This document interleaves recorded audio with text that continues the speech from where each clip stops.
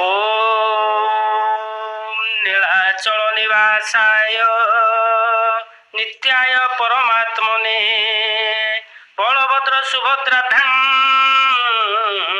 जगन्नाथाय नमः। जय जगन्नाथ, जय ओडिशावासी, जय पंचसखा समस्त भक्तभक्तागण को मोर नमस्कार। मु श्री युधिष्ठिर महालिक गत पर्याय मो अच्युतानंद जीवन विषय कही जी कि होती मालिकार मुख्य। एबे आमे आजिर पर्याय बलराम दास जीवन विषय कहवा। आसतु बलराम दास जीवन विषय शुणा एवं कौन प्रमाण रही विषय जानिबा। अच्युतानंद को उदय कहानी वर्णना अनुसार श्री बलराम महापुरुष 1484 ख्रीष्टाब्द जन्म ग्रहण करथिले एवं अन्य कहानी मत मध्य 1474 ख्रीष्टाब्द बलराम दास जन्म ग्रहण करथिले। तांको पितांको नाम थिला सोमनाथ महापात्र एवं मातांको नाम थिला जमुना देवी। 36 गुप्त गीतारे बलराम दास वर्णना करिसंती जे तांको पिता प्रताप रुद्र देवंकर जने पात्र थिले।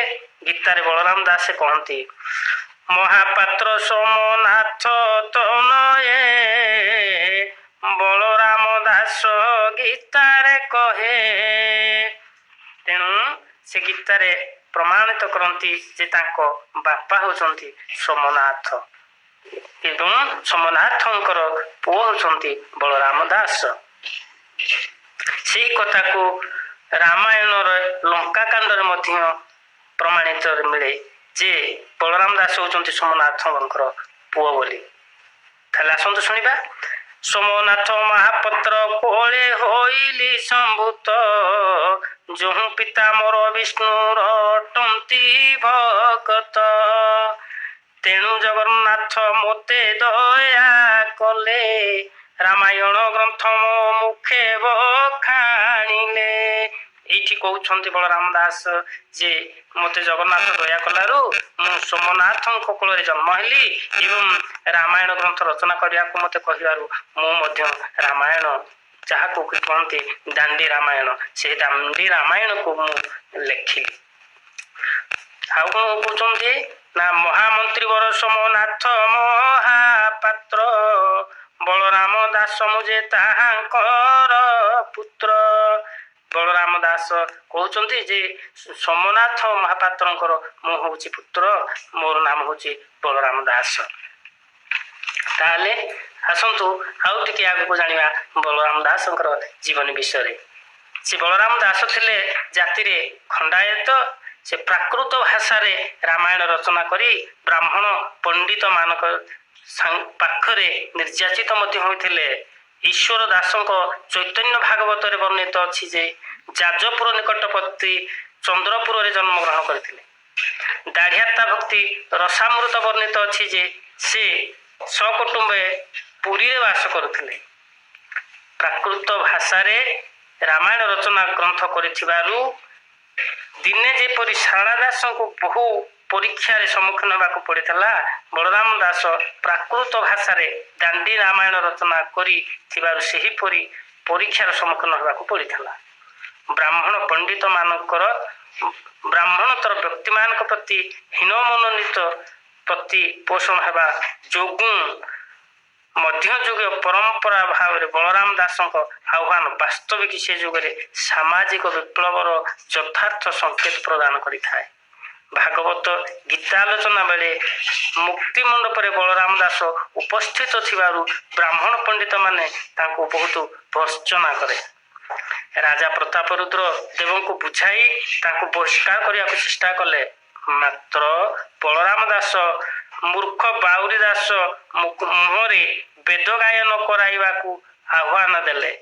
पंडित माने मूर्ख हरिदास बाउरी को आनी दंडायमान कले।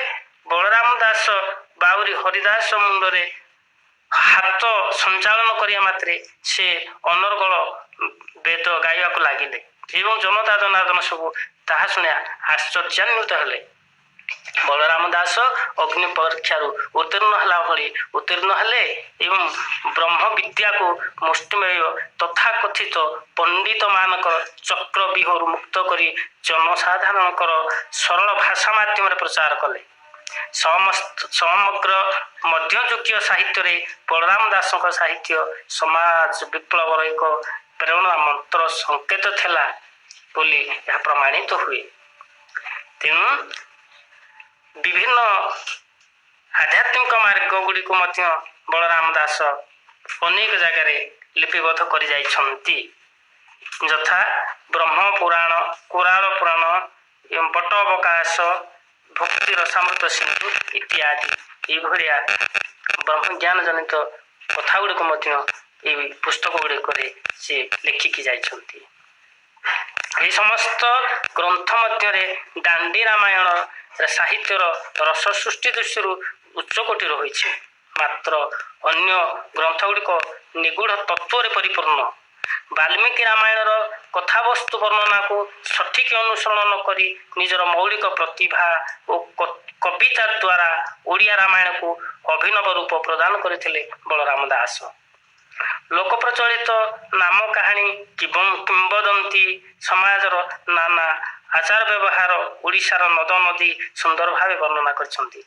ଲୋକଚରିତ୍ରର ସଫଳ ବର୍ଣ୍ଣନା କରିବାରେ ବଳରାମ ଦାସ ସିଦ୍ଧହସ୍ତା ଚକ୍ରତୀର୍ଥ ସୃଷ୍ଟି। ବଳରାମ ଦାସ ପ୍ରମାଣିତ ହୁଏ ସେ ଜଣେ ବେଶ୍ୟାସକ୍ତ ଥିଲେ। ବେଶ୍ୟାସକ୍ତ ଥିବା ସମୟରେ ଜଗନ୍ନାଥଙ୍କର ରଥ ଟଣାର ଘଣ୍ଟ ଧ୍ୱନି ତାଙ୍କ କାନରେ ବାଜିଲା ଏବଂ ସେ ସଙ୍ଗେ ସଙ୍ଗେ ଭାବଗଦଗଦ ହୋଇ ହଳଦୀ ଲୁଗା ଅପାଲଟ ଲୁଗା ନ ବଦଳାଇ ମତ ହୋଇ ଧାଇଁଲେ ରଥ ଅଭିମୁଖେ। ସେହି ଅସଂଯତ କେଶ ବିନ୍ୟାସ ବେଶଭୂଷାରେ ରଥରେ ଚଢ଼ି ଜଗନ୍ନାଥଙ୍କୁ କୁଣ୍ଢାଇ ପକାଇଲେ। ପଣ୍ଡାମାନେ ଏ ବେଶଭୂଷା ଦେଖି ସହି ନ ପାରି ତାଙ୍କୁ ଗଳା ଧକ୍କା ମାରି ରଥରୁ ଓହ୍ଲାଇ ଦେଲେ। ଦାସେ ଲଜ୍ଜା ଅପମାନରେ ପଳାଇ ଯାଇ ଚକ୍ରତୀର୍ଥରେ ଯାଇ ବାଲିରେ ରଥ ତିଆରି କରି ତହିଁରେ ଜଗନ୍ନାଥଙ୍କ ମୂର୍ତ୍ତି ସ୍ଥାପନ କରି ଅଭିମାନରେ ଭାବ ସମୁଦ୍ରରେ ରହିଲେ। ସେ ବାଲି ରଥରେ ଜଗନ୍ନାଥ, ବଳରାମ, ସୁଭଦ୍ରା ବିଜେ କରି ଜ୍ଞାନ ନେତ୍ରରେ ଭକ୍ତଙ୍କୁ ଦର୍ଶନ କଲେ। ଭାବ ବିହ୍ୱଳ ହୋଇ ଭଗବାନଙ୍କୁ ନେଇ ଭକ୍ତ ରଚନା କଲେ ନୂତନ ଗୁଣ୍ଡିଚା ଯାତ୍ରା। ତେଣେ ବଡ଼ଦାଣ୍ଡରେ ରଥ ଶତଚେଷ୍ଟା ସତ୍ତ୍ୱେ ଅଚଳ ହେଲା। ଠାକୁର ରଜାଙ୍କ ଜଗନ୍ନାଥଙ୍କର ସ୍ୱପ୍ନାବିଷ୍ଟ ହେଲେ ଯେ ଭକ୍ତ ଅଭିମାନରେ ବନ୍ଦୀ କରିଛି ମୋତେ, ତାଙ୍କର ମାନଭଞ୍ଜନ ନହେଲେ ରଥ ଚାଲିବ ନାହିଁ। ଠାକୁର ରାଜା ପ୍ରତାପରୁଦ୍ର ଦେବ ଛତ୍ର କାହାରି ନେଇ ମାନଭଞ୍ଜନ କଲେ। ଭକ୍ତ ବଳରାମ ଦାସଙ୍କର ରଥରେ ପରିଛାପଣେ ଶାଢ଼ୀ ବାନ୍ଧି ବସିଲେ ବଳରାମ ଦାସ। ତେବେ ଯାଇ ରଥ ଚାଲିଲା। ଯେଉଁଠି ବାଲି ରଥ ହୋଇଥିଲା ତାହାର ନାମ ବର୍ତ୍ତମାନ ଚକ୍ରତୀର୍ଥ ନାମରେ ବିଖ୍ୟାତ ହୋଇଛି। ଭାବ ସମୁଦ୍ରରେ ଏହାର ବିସ୍ତୃତ ବର୍ଣ୍ଣନା ଦେଲେ। ବ୍ୟାସଦେବଙ୍କ କୃତ ଭାଗବତ ଗୀତାକୁ ସରଳ ଓଡ଼ିଆ ଭାଷାରେ ମଧ୍ୟ ଅନୁବାଦ କରିଛନ୍ତି ବଳରାମ ଦାସ। ଏହିଭଳି ସେ ଅନେକ ପୁସ୍ତକ ମଧ୍ୟ ରଚନା କରିଛନ୍ତି ଏବଂ ପଞ୍ଚସଖା ମଧ୍ୟରେ ସେ ଥିଲେ ଅନ୍ୟତମ, ଏବଂ ଯିଏକି ପଞ୍ଚସଖା ମଧ୍ୟରେ ବଳରାମଙ୍କର ନାମ ଘରେ ଘରେ ପୁରେପୁରି ଆଜି ପରିଚିତ। ହେ ଭକ୍ତଗଣ, ଯିଏ ହେଉଛନ୍ତି ପଞ୍ଚସଖା ମଧ୍ୟରେ ଅନ୍ୟତମ ବଳରାମ ଦାସ, ତାଙ୍କର ଜୀବନ ବିଷୟରେ କହିଲି। ଆଶା କରେ ଆପଣମାନେ ଏହାକୁ ସାଦରେ ଗ୍ରହଣ କରିବେ। ଆଜି ପାଇଁ ଏତିକି। ଜୟ ଜଗନ୍ନାଥ, ନମସ୍କାର।